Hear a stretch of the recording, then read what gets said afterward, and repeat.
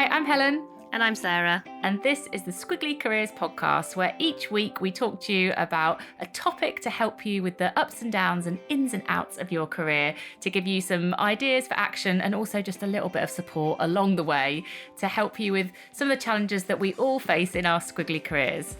And this week, we're talking about a topic we know resonates because we asked our community about it. And that is the idea of people pleasing and how we can stop it from getting in our way at work. So let's just start off with what it is, why we do it, because let's face it, most of us do it at some point. And then we will, as always with the podcast, spend the majority of our time thinking about how do we stop doing it, or maybe just do it a bit less, might be a more realistic ambition. So people pleasing is when you put other people's needs ahead of your own. And we do it often to seek approval from other people.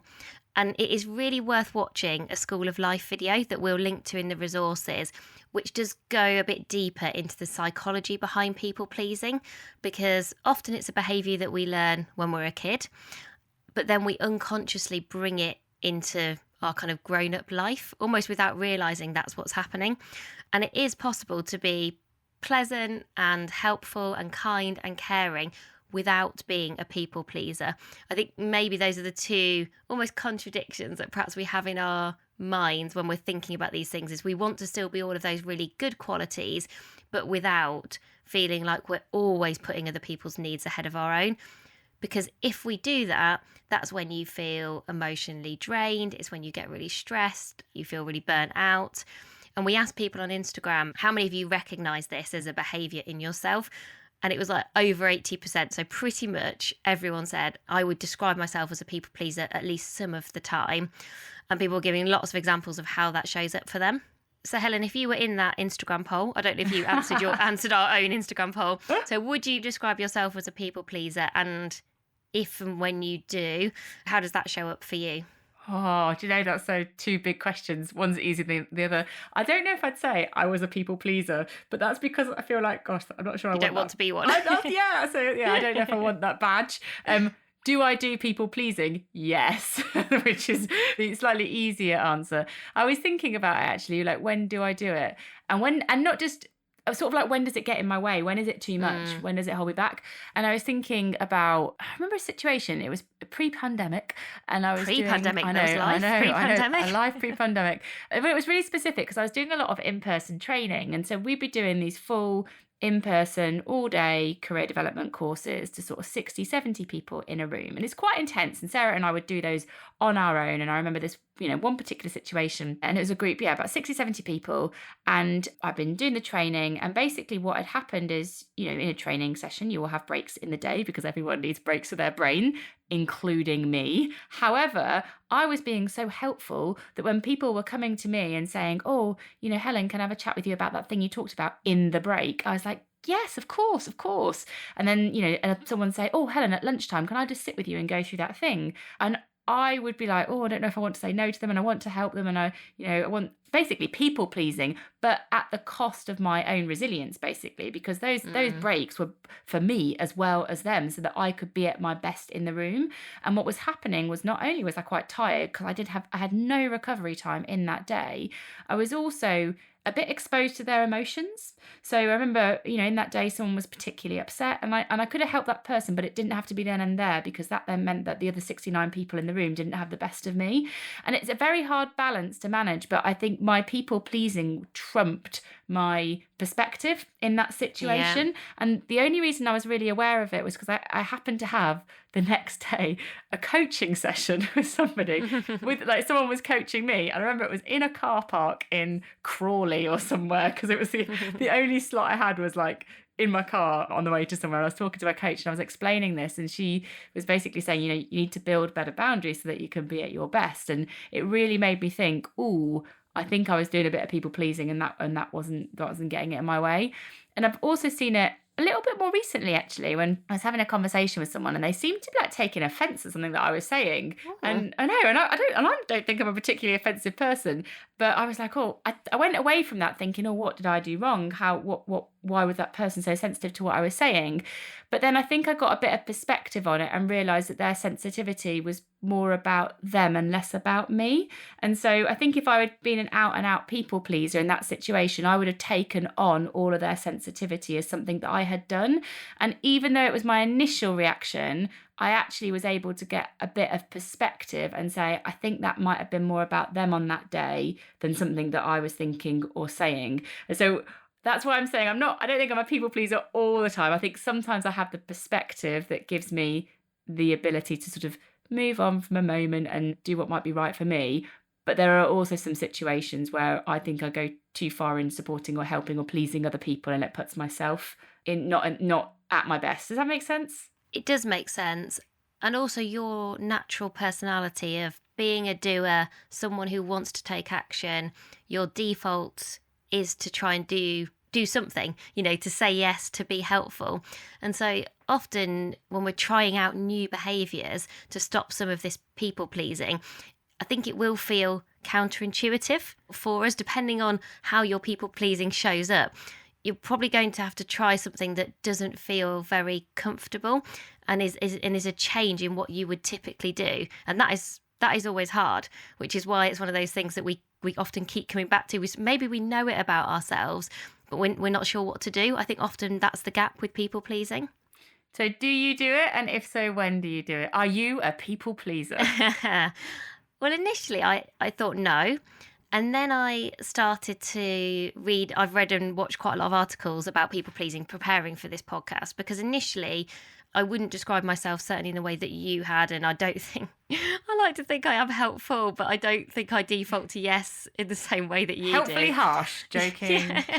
Which is probably more true, to be honest. I feel like I do sometimes come out of these podcasts really badly.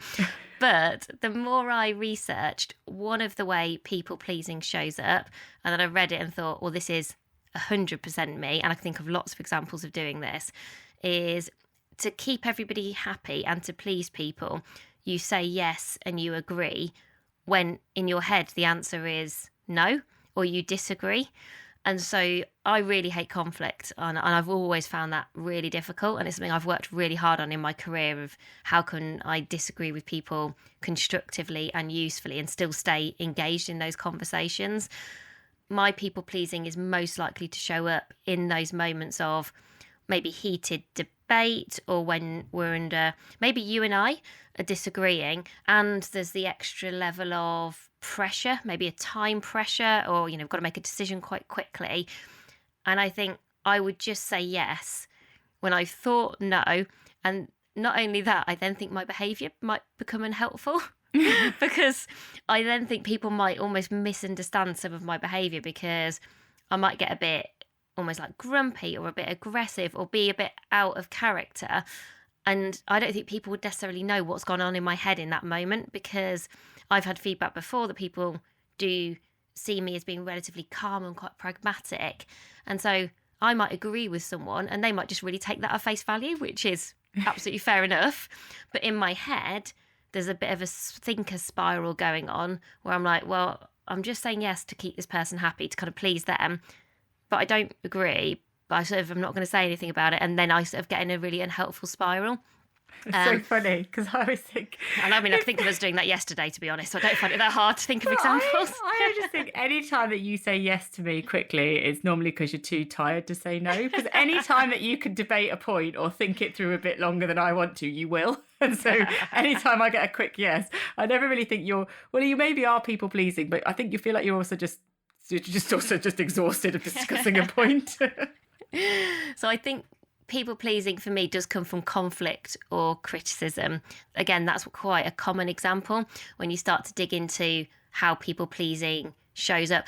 I think it was more of a challenge for me in my career, sort of earlier in my career, and perhaps actually in some of the other organisations I worked in, where you're working with a wider range of people, and I was still trying to figure out like how I found my way through difficult conversations. I think with you and I, it's a bit different. And partly that's because we know each other so well, and we have such a high trust team.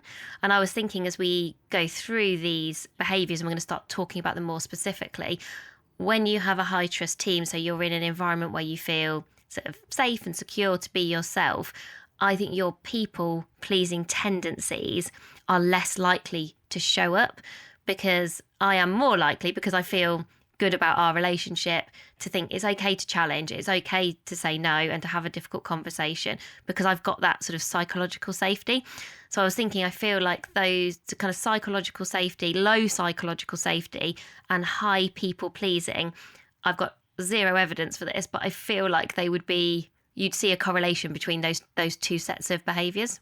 Yeah, I agree, because you can be your full self and say all of what you think without sort of like a fear of repercussion in our relationship. But that's based on 20 years and talking and messaging each other kind of constantly throughout a day, isn't it? There's very little doubt in how we're feeling or what we're saying.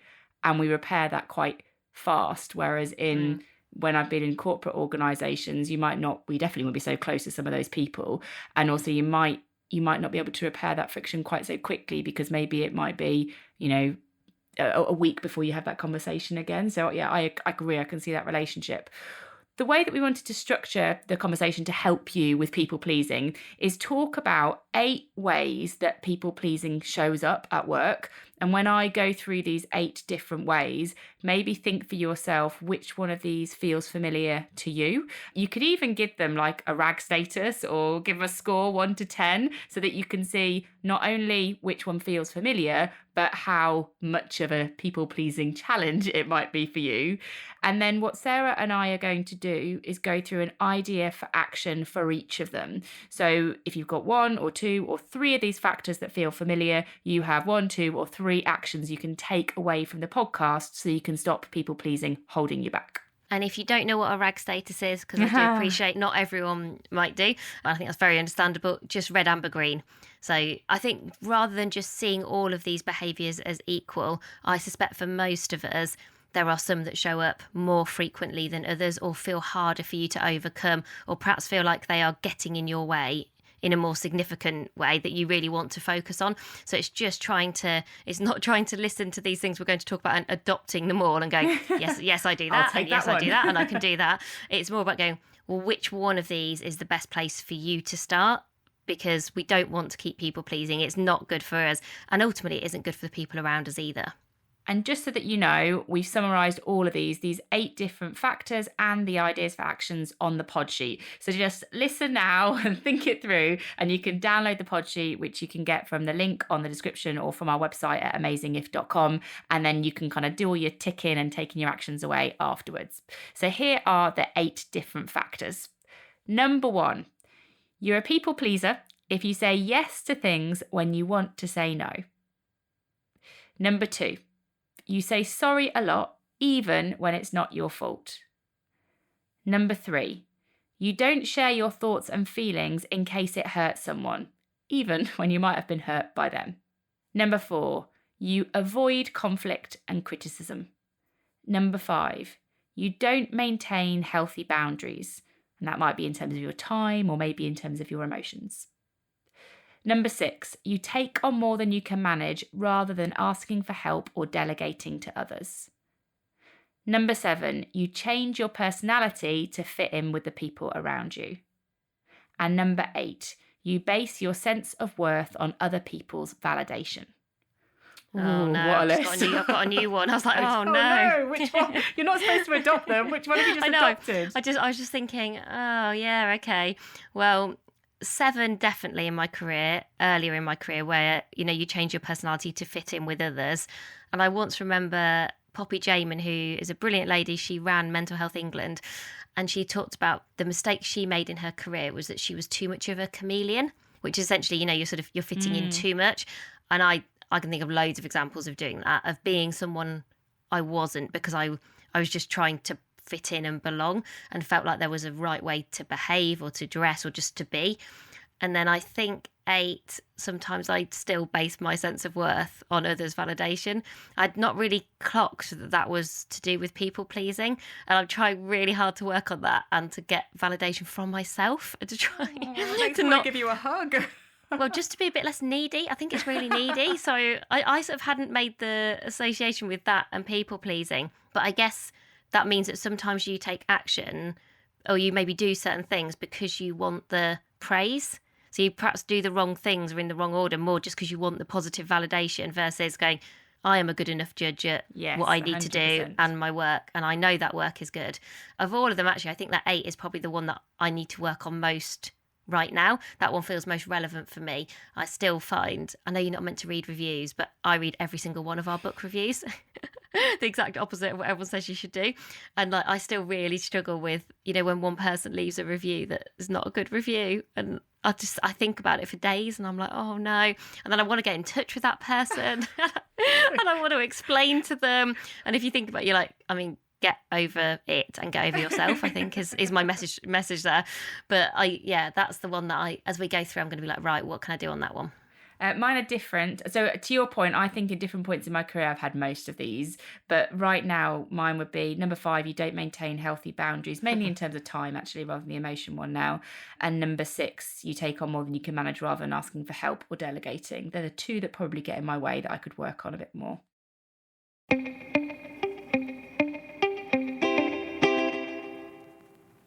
So what we're going to do now is take each of those 8 factors, talk about the consequence of doing nothing, so that if you continue people pleasing in this way, what's the kind of outcome of that for you in your career?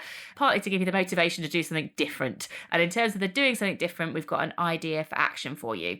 So I will start with number 1, and that one was saying yes when you really want to say no. And the consequence of that continuing for you in your career is that you're not going to do your most important work. So the work that is meaningful, motivating, and important to you, because you're going to get bogged down with lots of other people's work. You're going to be managing lots of other people's monkeys, to the topic of a conversation that we've covered recently. So the thing for you to try instead is to create a pause. So pausing before you say yes. This is proven to improve your decision making. It could be as simple as saying, let me come back to you on that. It's anything that can give you just a moment to reflect on, is this the right thing for you to do? Is it the right thing for you to be doing right now? And you can ask for some more information. So that could also be part of your pausing. You could say, okay, let me just think about this. Can you tell me a bit more about what it is you need doing and when it needs doing by and what it's contributing towards? So sometimes just getting a bit more information can create a bit of that pause. And you really want to just take it away before you come back. And you might choose to say yes, but you've chosen to say yes very consciously. Or you might say, actually, I've thought about it. And if I am going to take that on, then something else needs to come away from the work that I'm doing. Or I've thought about it, given the information, and I actually think that if that's the skill that you need, there might be someone better in the team to support. And it just gives you that moment in time to go back and confidently say yes or clearly say no. So the second area was about over-apologising. And if we continue to over-apologise, it undermines our gravitas and it reduces your self-belief at the same time. So it has an impact on you and how you feel, but also on how you're perceived by other people. So the idea for action here is watch out for those words that cloud clarity. Become more almost consciously incompetent. And figure out for you, what does that look like? Do you use the word sorry? Do you use just? Do you use I think? One that I do, and it's not directly apologising. If I've described something to people, I end those explanations by saying, does that make sense? But in a very it's very hard to say no to that question, isn't it? Like, who's going to go? Like, no one ever goes, no, sorry, actually, Sarah, I lost you about 5 minutes ago. It's a sort of slightly nuanced over apology, but that is how it does show up for me. It's almost like it's kind of clouding clarity. It doesn't ask, it's not a useful question. And I think it does undermine the quality of the conversations and probably my self-belief in that moment, because I feel the need to say, does it make sense?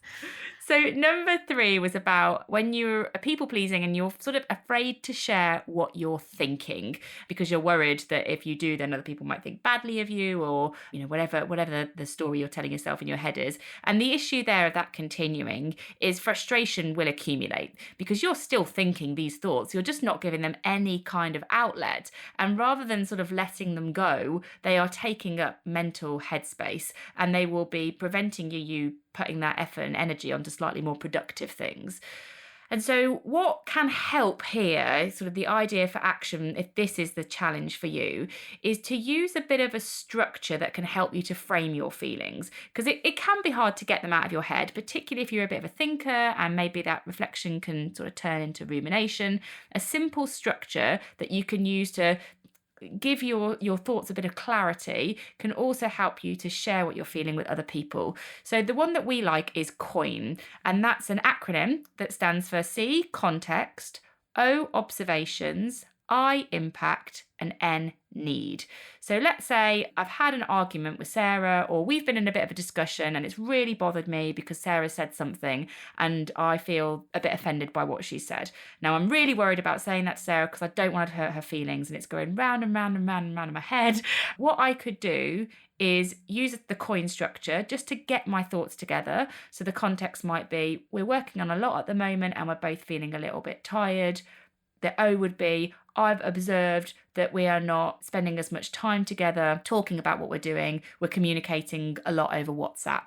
And the impact of that is, I think that we are doing short, sharp text messages that sometimes feel a bit blunt when we're sharing our own opinions. And is this your way of doing live feedback again? No, I'm just doing an example that's just using clipped a out of the live air. and relevant example, Sarah, for our audience. No, genuinely no. But the N would be for need. What I really need is where we've got some point of disagreement or something that we think we need to discuss, let's take it off WhatsApp and pick up the phone. And that that's good advice. Yeah, just thinking it through. But that helps me to kind of go, oh, actually, that doesn't feel quite so scary now I've structured it. And it gives me the confidence to talk about it with Sarah as well. Number 4, all about avoiding conflict and criticism. So this is where, you don't have constructive conversations that might involve debate or kind of tough discussion. And the consequence, if we continue doing that, and I know this, having done this for quite a long time, is that you limit your learning because you don't benefit from other people's ideas and their input, and you miss out on making things even better by having some of those hard conversations. So an idea for action here, if this feels like you or you find this hard, and I still find this hard, I still have to work really hard to make this happen. So rather than avoiding conflict and criticism, instead, we can try inviting that conflict and criticism, which might sound like madness if this is something you find hard. But the reason this works so well is you feel more in control. So often, conflict and criticism is particularly hard if you're surprised by it, if you didn't know that it was coming. But you can take control by creating an environment where you're inviting people to essentially disagree with you. So this can look like challenge and build conversations. You can sometimes even name the conversations. And that might just be with one person where you think, I feel like they'll almost enjoy having a different point of view to me or enjoy offering a different perspective. And you can ask them some really good questions like, why do you think this idea might not work? But certainly it's helped me to actually think really proactively about inviting different points of view. So number 5 was all about having no boundaries. So the impact of not maintaining any boundaries, let's say you have them but you compromise them all the time, is that it can have negative impacts on other aspects of your life. So for example, one of mine might be someone's like, oh, Helen, can you come to this event in the evening? And I think, oh, but I really want to see the kids. I didn't see them last night because I did something else. I should see them. And I almost think, oh, but I'll say no to it. And I'll basically say yes to somebody else, but I compromise my own personal life because of my inability to say no, because I want to be a people pleaser. And that can, over the long term, it can affect your relationships, it can reduce your mental health, it can affect your physical health. I might be thinking, like, genuinely, I know that doing exercise in the week is a really good thing for me to do, actually mentally, not just physically. But by saying yes to other people because I don't protect that boundary, I'm sort of saying no to myself. And that can really create an issue over the long term. And so I was reading about how to, because this is one of my challenges. So I was reading. I did a bit more research on this one. A bit of extra research on this one, just for me, everybody. And part of the challenge is when you say to somebody, oh, I can't do that, or I can't go to that event, or I can't make that meeting, people might find ways to work around your can't. Well, maybe you could if you did this, and it can be hard to maintain that boundary. But apparently a much more confident thing, which I'm going to experiment with, is saying I don't. So for example, I might say, oh, I don't take calls after 5:30 because that's when I go home to do my exercise, rather than just, oh, I can't do that tonight. Or I don't go out more than 2 nights in the week because I want to be there more than I'm not to put my kids to bed. And that use of I don't, if you can find a way to use it that feels like you, I think you've got to do it in a way that sounds like you and feels like you, but ultimately I don't rather than I can't is the important word to add into there. It can be much more confident and it can help you to protect that boundary much more. So I thought that was a really simple language twist that could have quite a big impact. Yeah, I like that. And I can imagine using that, maybe when you're thinking about like working in the evening or when you're trying to protect time in a day. Like I always really like protecting time to go for a walk. If you were like, I don't work, between 12 and 1 because that's the time I always go for a walk every day. It's just like, you just don't do that. Accept it, don't you? If you said I don't, I'd be like, oh. Whereas if you said I can't, I might think, well, you could. you could. Yeah. And let me tell you how you could. You could take me with you on your walk. Yeah, I could actually really imagine you saying that. So let's not do that. So number 6 is when you take on too much yourself. So you end up probably managing your own monkeys, managing everybody else's monkeys, and you're doing it all yourself. And that's where we get overwhelmed. Also, other people can't learn how to help you. If you end up taking everything on, you become the bottleneck, people can't support you, and you personally miss out on the opportunity to stretch yourself in new directions because you're so busy doing everyone's work as well as your own. You have no space. You have no space to do new stuff or to try things out or to experiment. And that's how we explore new potential.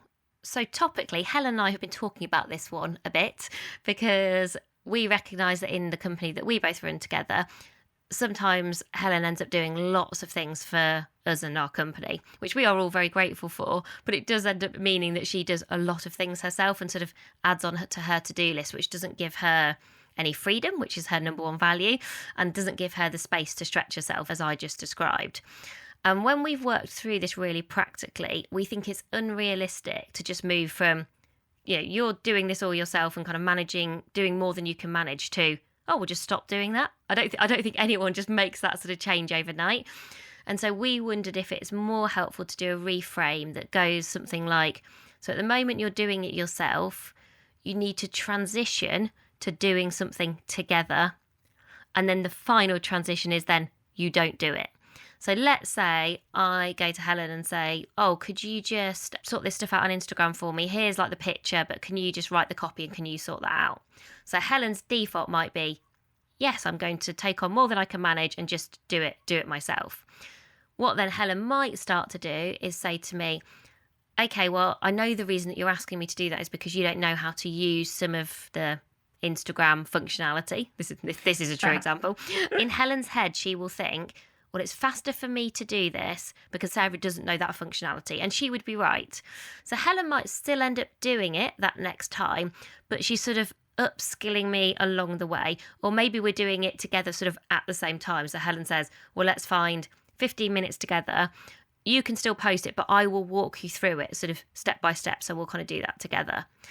Do you know, listening to you, this is the point about some of this stuff feeling uncomfortable because it's not natural. I will always think, oh, sure, A, I want to help, and B, I'll think I could do it faster. And so it definitely takes that moment to just go, but that isn't the right solution for the rest of my career. I'm going to be doing everything for everyone, and that doesn't make anything better.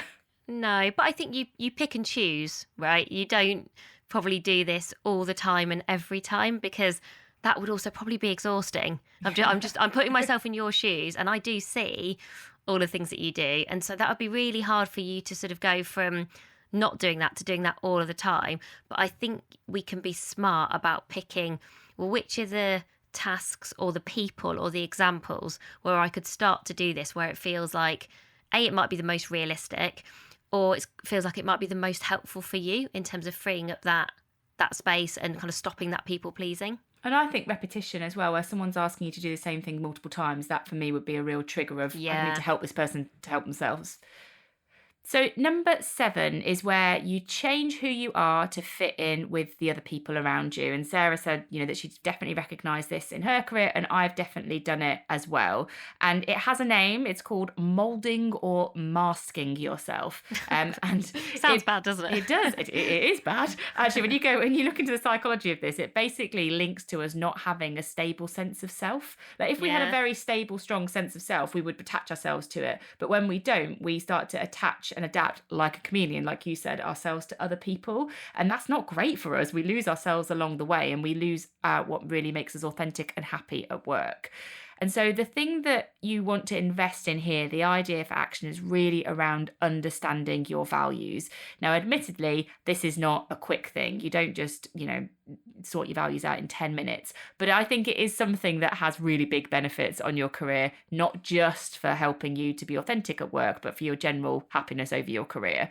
It's something that we talk about in our book, The Squiggly Career. It's something that we have covered on a podcast, and we will link to that in the pod sheet, because we really believe that this is sort of at the heart of having a career as individual as you are, as you understanding your values.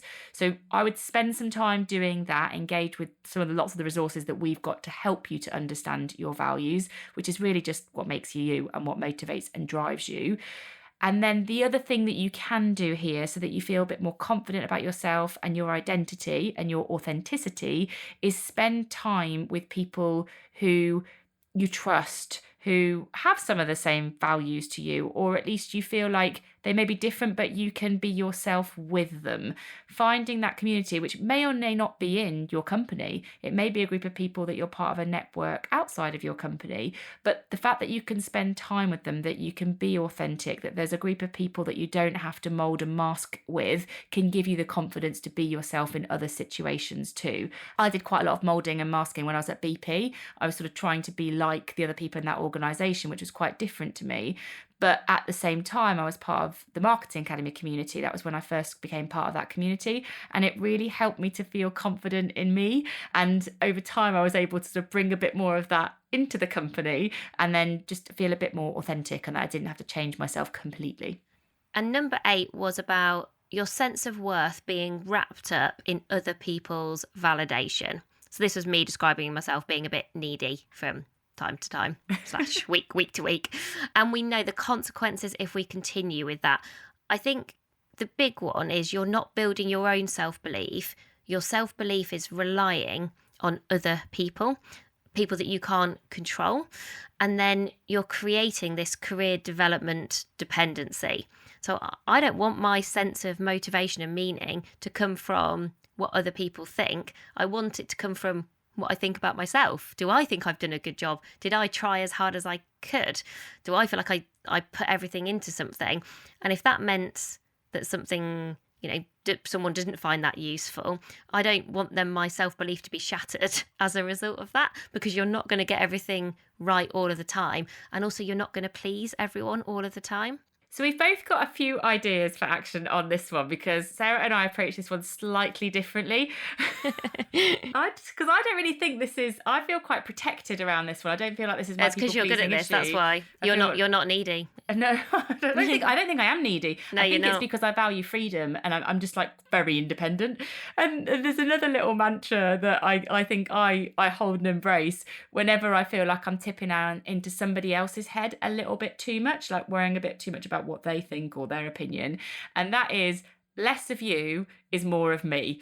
Which is a bit of a funny thing, but I think, well, if I think less about what you're doing and what you're thinking, I can focus more on me and what I'm doing and what I'm thinking I want to achieve. So I find that quite a useful sort of little mental mantra if I'm ever tipping towards worrying about what other people might think I'm doing and of my success and how I'm spending my time. Just the less of you is more of me. And that works for me to quickly get myself back on track. One of the things that has worked really well for me as I've been trying to work on this one, and I think I'm far from having completed this work, is thinking more about pride. And one of the things that we included in You Coach You is just a small idea for action, was this idea of like a pride postcard. And I think rather than feeling connecting pride to what other people say about you, or what other, the feedback other people give you, is asking yourself, like, what am I most proud of this week? What have I been really proud of this month? When have I felt really proud of myself? And so making that pride about my own reflections on me and my effort, or I've tried something new, or I was nervous about something, and then I feel proud that I definitely tried my hardest. It might not have been the best thing that I've done, but I kind of gave it my all, or I got over a fear of something, or perhaps I had a conversation where I disagreed with someone and managed to stay present and felt like I contributed to that. So I was proud of myself. So for me, this idea of sort of writing my own pride postcards feels like it's starting to sort of take a bit more ownership of pride, rather than falling into that kind of trap of worrying too much about what other people think about the work that we do. So rather than recap all of those 8 different factors and then those 8 different ideas for action, we would suggest you download the pod sheet, because it's all going to be there so that you can get clarity on what you could do differently. And as I said at the start, the link for that will be in the description, or you can just go to the podcast page on our website, which is amazingif.com. And if you still can't find it, you can just email us. That's just Helen and Sarah at squigglycareers.com, and we will send you the link. There is nothing that should get in the way of stopping these people-pleasing issues holding you back. So we hope you found that really useful. As always, send us any feedback, or if you've got ideas for topics you'd like us to cover, we'd always love to hear them. But that's everything for now. We really appreciate you listening, and we'll be back with you again soon. Bye for now. Bye, everyone.